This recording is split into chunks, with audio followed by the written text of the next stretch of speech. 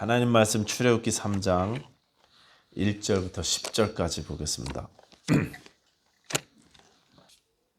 모세가 그의 장인 미디안 제사장 이드로의 양떼를 치더니 그 떼를 광야 서쪽으로 인도하여 하나님의 산 호렙에 이르매 여호와의 사자가 떨기나무 가운데로부터 나오는 불꽃 안에서 그에게 나타나시니라. 그가 보니 떨기나무에 불이 붙었으나 그 떨기나무가 사라지지 아니하는지라. 이에 모세가 이르되 내가 돌이켜 가서 이 큰 광경을 보리라. 떨기나무가 어찌하여 타지 아니하는고 하니 그때 여호와께서 그가 보려고 돌이켜 오는 것을 보신지라. 하나님이 떨기나무 가운데서 그를 불러 이르시되 모세야 모세야 하시매 그가 이르되 내가 여기 있나이다. 하나님이 이르시되 이리로 가까이 오지 말라. 내가 선 곳은 거룩한 땅이니 내 발에서 신을 벗으라. 또 이르시되 나는 내 조상의 하나님이니 아브라함의 하나님 이삭의 하나님 야곱의 하나님이니라.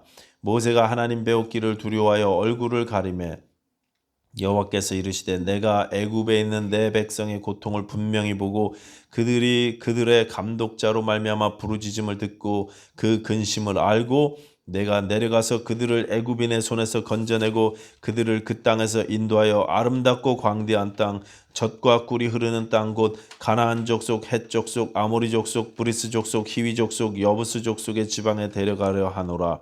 이제 가라. 이스라엘 자손의 부르짖음이 내게 달하고 애굽 사람이 그들을 괴롭히는 학대도 내가 보았으니 이제 내가 너를 바로에게 보내어 너에게 내 백성 이스라엘 자손을 애굽에서 인도하여 내게 하리라.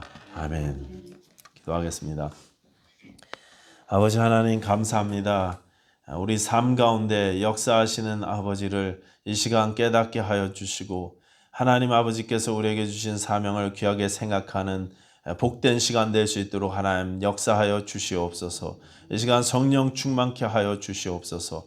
함께 하여 주시옵소서. 예수님 이름으로 기도하였습니다. 아멘. 모세는 아픔이 좀 많았던 분인 것 같습니다. 태어날 때부터 아픔이 많았겠죠. 그렇죠? 이민자의 후손으로 태어나서 낳자마자 살해위협을 당했습니다. 그리고 부모님들이 이제 믿음이 있으셔서 석 달을 숨겨 키우셨는데 난 지 100일도 안 돼서 버려졌어요.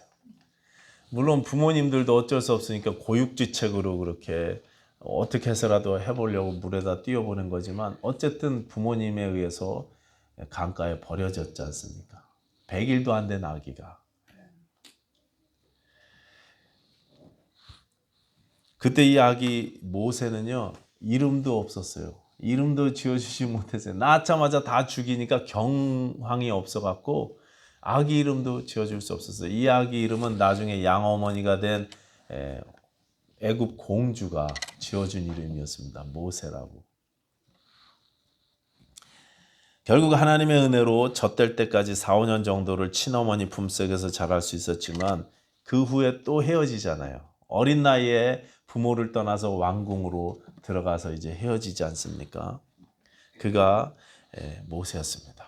어린 나이에 계속 거절과 헤어짐의 상처를 겪어야 했던 사람. 어릴 때 이런 심각한 상처 때문이었는지 아마 모세는요. 성격이 그래서 아주 거칠고 모났었던 것 같아요. 성격이 아주 괴팍했던 것 같습니다.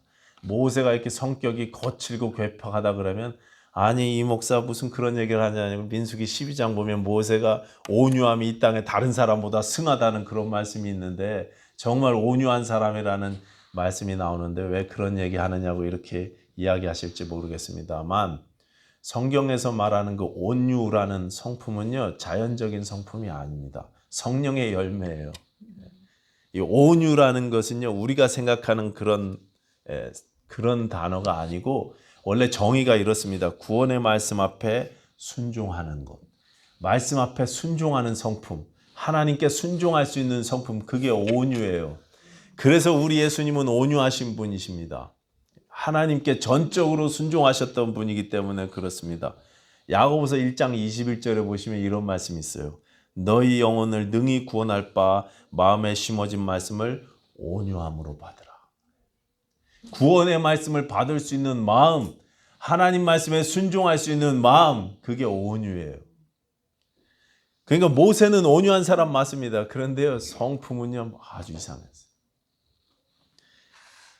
그러니까 모세의 인간적인 성품이 우리가 생각했던 그런 온유함과는 거리가 멀었을 것 같다는 그런 말씀을 제가 드리고 있는 것입니다.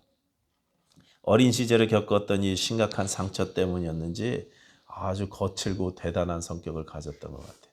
나이 40이 됐을 때 자기 형제들 돌볼 마음이 생겨서 이제 바깥에 나가죠. 나가서 자기 형제를 돌보다가 어떻게 됐습니까? 사람 죽이잖아요. 성질난다고. 물론 히브리서 11장에는 이 사건을 좋게 해석하고 있습니다. 잠시 왕자로 죄악의 낙을 누리는 것보다 하나님의 백성과 함께 고난받는 것을 즐거워했다고 그래서 그랬노라고 좋게 해석을 했지만 그렇다고 이렇게 사람을 죽일 필요까지는 없었잖아요.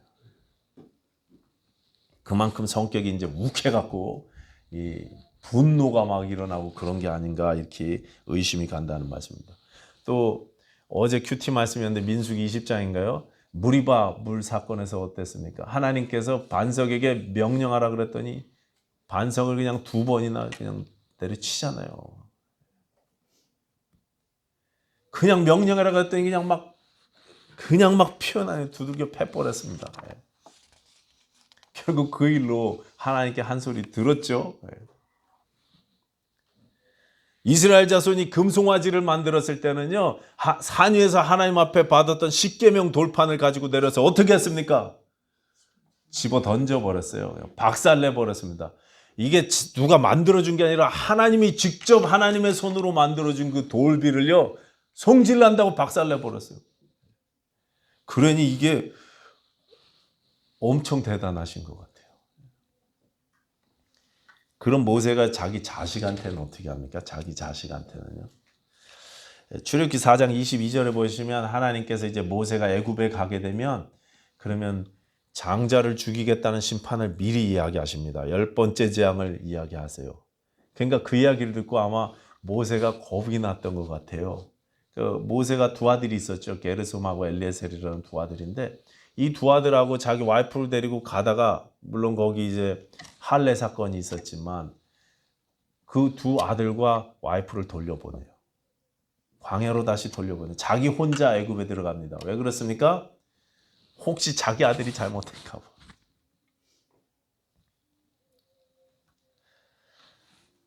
자기 가족을 막 끔찍하게 생각해서 뺀 게 아닌가 이런 의심이 들죠.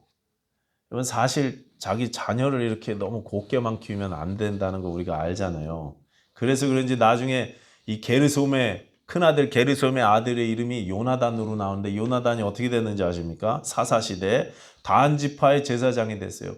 제사장은 원래 아론의 후손만 돼야 되는데 모세의 손주인 요나단이 단지파의 제사장이 돼서 우상 숭배하는 데 일조하잖아요. 엉망진창입니다. 이단의 괴수가 됐어요. 모세의 후손이 그렇게 됐습니다. 모세의 후손. 물론 다윗 왕 때 다시 회복되기는 하지만 말이죠. 이런 모습을 보니까 이게 모세가 이런 사람이었구나 하지만 사실은 딱 우리 모습 아닙니까? 제 모습 같아요. 야곱이 제가 제 모습이라 그랬는데 모세도 제 모습 같아요. 성질머리가 그냥 여러분 저만 그렇습니까? 왜 저를 이렇게 불쌍한 눈으로 이렇게 쳐다보십니까? 여러분은 안 그러세요? 제가 봤을 때 한국 사람들은 대부분 다 이런 것 같아요. 막 불을 품고 살잖아요, 우리가. 이렇게 부족하고 연약한 모세를 문제 많은 사람을 하나님께서 만나주시고 불러주시는 장면이 오늘 본문인 것입니다.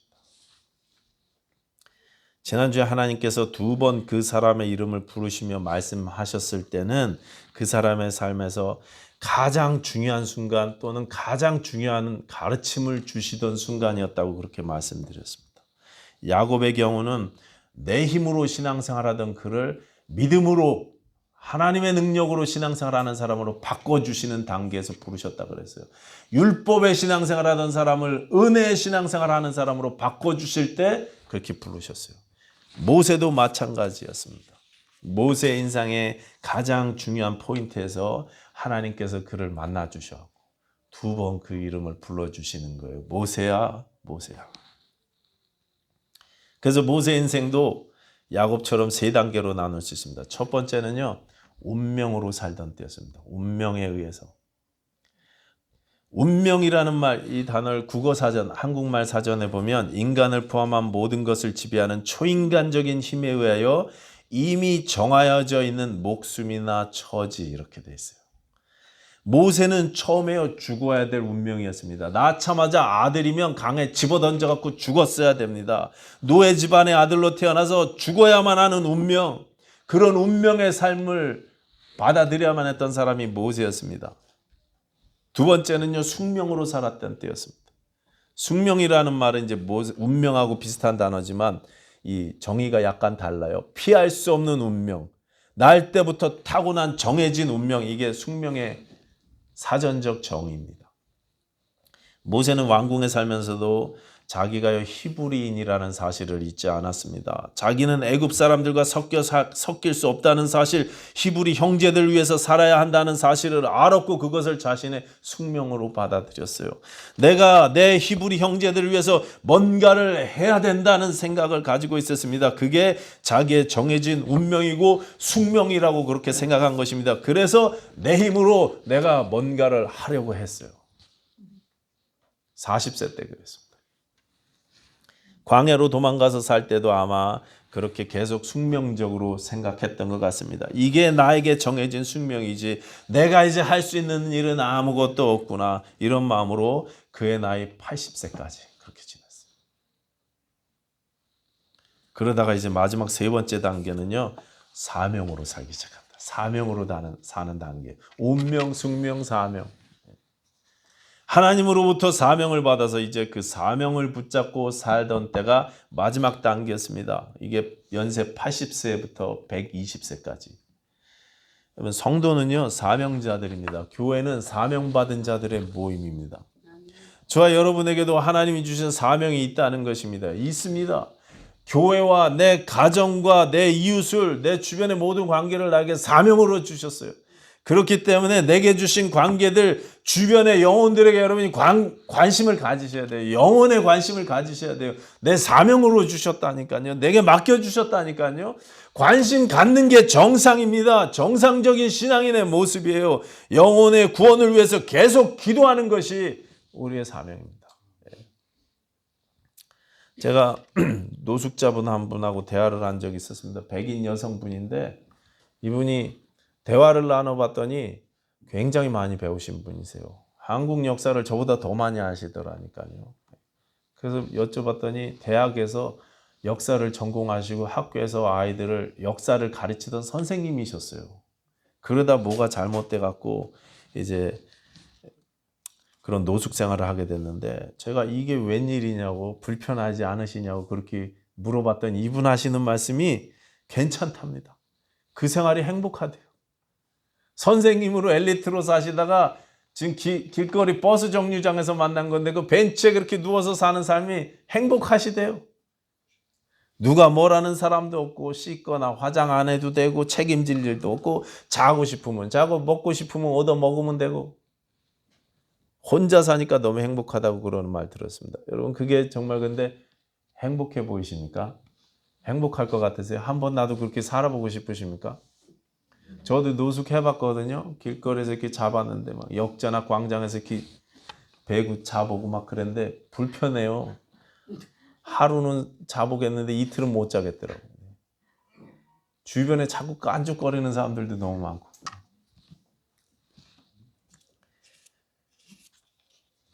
테레비에요. 나는 자연인이다 아시죠? 나는 자연이다. 그 사람들이요, 이제 드디어 내 삶의 진정한 행복을 찾았습니다. 그래.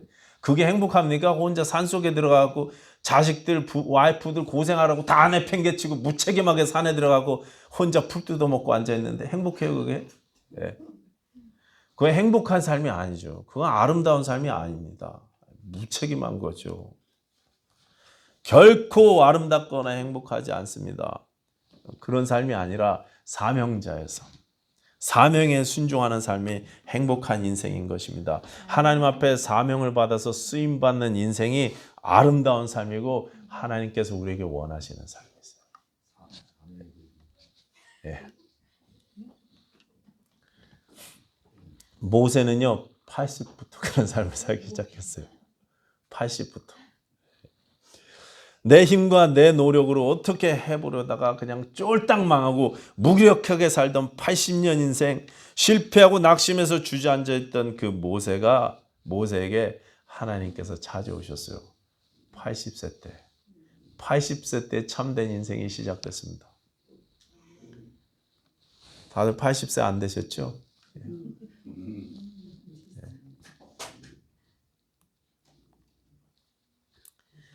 이제 드디어 80세 사명을 주시는 것입니다. 운명으로 살던 사람을 사명으로 살도록 바꿔주셨어요. 자, 그런데 그날 하나님이 모세에게 어떻게 나타나셨나? 떨기나무 가운데로부터 나오는 불꽃 안에서 나타나셨다, 이렇게 말씀하십니다. 이 가시덤불 나무에 불이 붙었는데 이 덤불이 사라지지 않고 계속 불이 붙어 있습니다. 모세가 이게 웬일이냐, 내가 가까이 가서 보겠다고 이렇게 가려니까 하나님께서요 그 불꽃 가운데서 부르셨어요. 모세야, 모세야. 그러면서 5절 다 같이 읽어보겠습니다. 5절 시작. 하나님이 이르시되 이리로 가까이 오지 말라. 내가 선 곳은 거룩한 땅이니 내 발에서 신을 벗으라. 가까이 오지 말고 그 자리에서 신을 벗어라, 이렇게 말씀하십니다. 신을 벗는 게 무슨 뜻이겠습니까? 이 로렌 커닝햄 목사님은 신 벗는 거는 자기를 포기하는 거다, 이렇게 주장을 하셨어요. 여러 가지 목사님들마다 주석책들마다 여러 가지 해석들이 있더라고요. 그런데 보통 이 내 신을 벗으라 할 때 이 신은요 자녀들이 자유인들이 신는 신발입니다. 그러니까 성경에서 한국말은 다 신이라고 번역됐는데 어떤 신발은 자녀가 신는 신이 있고 어떤 신발은 노예가 신는 신이 있어요. 이 단어는 서로 다릅니다. 예를 들어서 마가복음에는 이 70인을 파송할 때 니네가 뭐 전대나 지팡이나 다 가지지 않고 신발도 가지지 말라, 그렇게 이야기하셨는데 마가복음에는 또 신은 신어라, 이렇게 돼 있습니다. 제가 마태복음인지 마가복음인지 헷갈리는데 한쪽은요 우리가 신고 다니는 신발은 샌들이에요. 샌들은 신어라 그랬습니다. 노예의 신발은 신으라고 말씀하시고 자녀의 신발은요 갖고 다니지 말라고 그렇게 말씀하셨어요.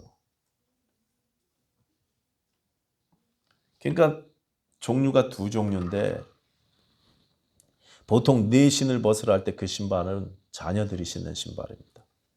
종들이 신는 신발은요 샌달이에요. 샌달. 돌아온 둘째 아들 탕자가 아버지 앞에 돌아왔을 때 아버지가 이렇게 끌어안고 제일 먼저 뭐 하십니까? 입 맞추고 옷 입혀주시고 가락지 끼우고 신발 신기세요. 아들의 신발을 다시 신겨주시는 것입니다. 종이 아니고 샌달이 아니고 신발. 근데 오늘 본문에서는 그 신발을 벗으라고 벗어라. 이제 너는 순종하라고 말씀하시는 것입니다. 똑같은 말씀을 여호수아가 여리고성 전투를 앞두고 이제 정복전쟁이 시작되기 바로 직전에 그곳에서 여호수아에게도 주셨어요. 기억나시죠? 하나님의 군대 장관을 만났을 때 가나안 정복전쟁의 출정식에서 하나님께서 군대 대장을 만나셔갖고 이렇게 말씀하십니다. 여호와의 군대 대장이 여호수아에게 이르되 내 발에서 신을 벗으라. 내가 선 것은 거룩하니라. 여호수아가 그대로 행하니라. 여호수아가 모세에게 주셨던 말씀을 그대로 받았습니다. 똑같은 말씀 받았어요. 하나님의 자녀이지만 동시에 종으로서 사명자로서 이제 철저하게 순종하라는 부르심인 것입니다. 철저한 순종, 전적 순종. 그 하나님이요 불타는 떨기나무에 나타나셨습니다. 이 조지 위필드 목사님 설교집을 제가 봤더니요 이 부분에서 이 불타는 떨기나무를 교회라고 설명하시더라고요. 정말 맞는 것 같아요. 교회는요 계속 핍박을 받아왔어요. 계속 불타고 있었습니다. 참된 교회는 하나님의 연단과 훈련 속에서 신앙을 지켜왔습니다. 교회뿐 아니라 성도들도 그렇습니다. 계속 불같은 연단을 지나오면서 신앙을 지켜왔어요. 지금도 주의 뜻대로 살려가는 자들에게는 어려움이 있습니다. 사명을 붙잡고 살려고 하는 자들에게는 연단과 훈련과 핍박이 올 수 있습니다. 이 떨기나무 불꽃이 꺼지지를 않고 계속 불타오릅니다. 믿음을 대적하는 세력들이 계속 있다는 것입니다. 그러나 불길에 휩싸여 있지만 떨기나무는 사라지지 않는 것처럼 우리가 고난을 당하지만 아예 망하지는 않는다는 거예요. 아예 망하지는 않습니다. 고린도후서 4장 8절 9절 말씀이 이렇습니다. 우리가 사방으로 우겨쌈을 당하여도 쌓이지 아니하며 답답한 일을 당하여도 낙심하지 아니하며 박해를 받아도 버림받지 아니하고 거꾸로 뜨림을 당하여도 망하지 아니한다. 망하지 않는다 그랬습니다. 사명자들은요 망하지 않습니다. 무너지지 않습니다. 우겨싸임을 당하기도 하거든요. 답답한 일을 경험하기도 하거든요. 박해를 받기도 하거든요. 어려움 당하기도 하거든요. 근데 망하지는 않아요. 망하지는 않습니다. 무너지지 않습니다. 하나님요 불타는 떨기나무 속 안에서 말씀하셨습니다. 떨기나무가 그 안에서 말씀하셨기 때문에 떨기나무가 불타면 하나님도 불타는 거예요.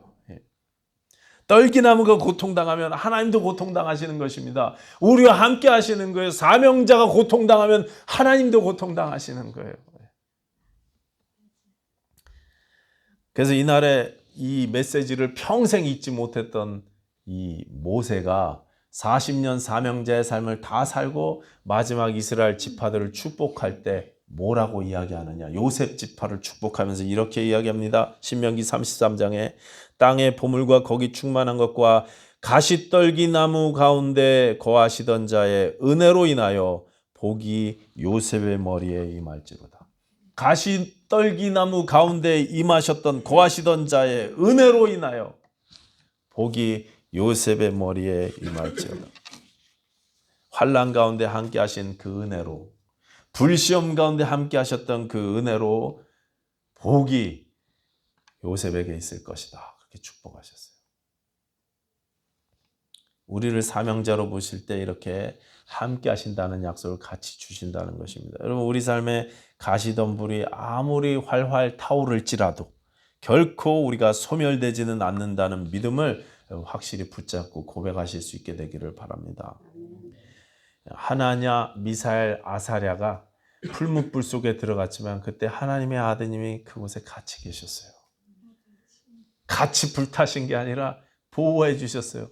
머리털 하나 타지 않고 그냥 나왔습니다. 그때처럼 우리가 사명을 붙잡고 순종하려고 나아갈 때 비록 그 길에 불같은 시험과 연단이 있을 것이지만 하나님께서 우리와 함께 하시며 우리를 지켜주실 줄로 믿습니다. 효범승이라는 불교 승려분이 계셨어요. 이분은 이 승려가 되기 전에 원래 판사셨대요. 판사셨는데 재판에서 어떤 형사 재판을 하는데 이 흉악범에게 사형 언도를 내렸거든요. 그래서 몇 년 뒤에 사형이 집행됐는데 사형이 집행되자마자 이분이 무죄라는 게 드러났어요. 그래갖고 잘못된 재판을 진행해서 엉뚱한 사람 죽였잖아요. 그래서 이분이 죄책감에 시달렸습니다. 내가 재판을 잘못해갖고 억울하게 이렇게 사람을 죽였구나. 이 죄를 어떻게 다 갚아야 되나. 양심을 어떻게 이 가책을 덜어야 될까. 그래서 이 죄책감을 이기지 못하고 다 내려놓고 산속에 들어가서 이제 스님이 되신 거예요. 불교 승려가 되셨습니다. 근데 이분이 그렇게 세상과 단절하면서 사시다가 돌아가실 때 이렇게 말했대요. 다 허무하더라. 다 허무하다. 만약에 그분이 내 모든 죄를 다 지고 가셨던 예수 그리스도를 알았더라면, 하나님의 은혜를, 불 가운데 떨기나무 속 가운데 임하셨던 하나님의 은혜를 알았더라면, 불 가운데도 나와 함께 하시는 그 하나님의 은혜가 무엇인지 알았더라면 인생이 그렇게 허무하다고 고백하지는 않았을 것입니다. 그렇게 떠나지는 않았을 거예요. 여러분, 인생은 허무하지 않습니다. 사명을 붙잡고 사는 삶, 비록 그게 어려움이 온다 할지라도 그 삶이 아름다운 삶이에요. 가치 있는 삶입니다. 귀한 삶입니다. 결코 허무하지 않아요. 사명과 관계없이 살게 되면 여러분 나중에 이분처럼 고백하게 될지도 모릅니다. 허무하다. 다 헛되더라. 아무리 맛있는 걸 먹어봐도, 아무리 즐겁게 살아도, 아무리 많은 업적을 세상에 남겨놓고 살아도 그리스도의 사명 없이 살면 그렇습니다. 여수감리교회에 반봉혁 장로님이라고 계세요.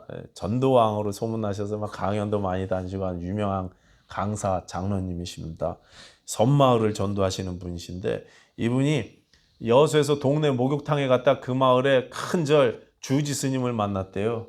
주지 스님이 탕 안에 이렇게 딱 아이고 누워 계신데 근데 쫄다고 스님들이 저 옆에서 쫙 둘러싸고 이렇게 샤워를 하고 계시는데 탕 안에 이분이 장로님 들어가서 그분 옆에 딱 앉으셨어요.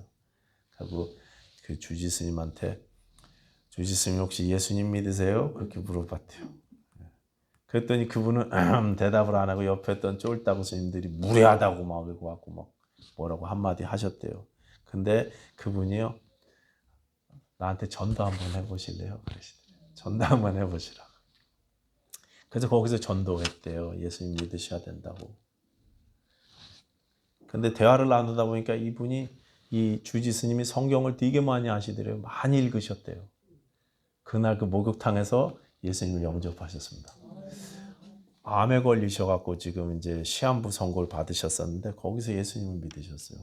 그 다음 주에 승복체로 교회에 나오신 거예요. 여수 감리교회 나오셔갖고 얼마 뒤에 세례도 받으시고 거기서 그분이 그 교회 나오니까 그 동네 그 절 다니던 여성도님들이 우리 아버지 오셨다고 그래가면서 너무 행복해하더래. 같이 예수 믿게 돼서 좋다고. 그렇게 예수님 믿으시고 얼마 뒤에 구원의 확신을 가지고 그렇게 천국에 가셨다고 그런 간증하는 거 들어봤습니다. 하나님은요 우리를 사용하기 원하셔요. 사용하기 원하십니다. 사명을 주셨습니다. 모세야 이렇게 부르신 그 하나님께서요 또 우리도 지금 부르고 계세요. 인생의 가장 중요한 챕터로 들어오라고 이제 사명자의 삶을 살으라고 이렇게 부르셔요. 여러분의 신을 벗으십시오. 순종하겠다고 결단하십시오. 그리고 주의 사명을 붙잡고 살아갈 때 불꽃 가운데도 함께 하시는 하나님의 보호하심을 믿으시고 의지하시게 되기를 바랍니다. 어떤 연단과 시련이 와도 나는 넘어지지 않는다 고백하십시오. 하나님을 기쁘시게 해드릴 수 있는 저와 여러분들이 해서 아름다운 인생이 됐으면 좋겠습니다. 우리 교회가 아름다운 교회 됐으면 좋겠습니다. 기도하겠습니다.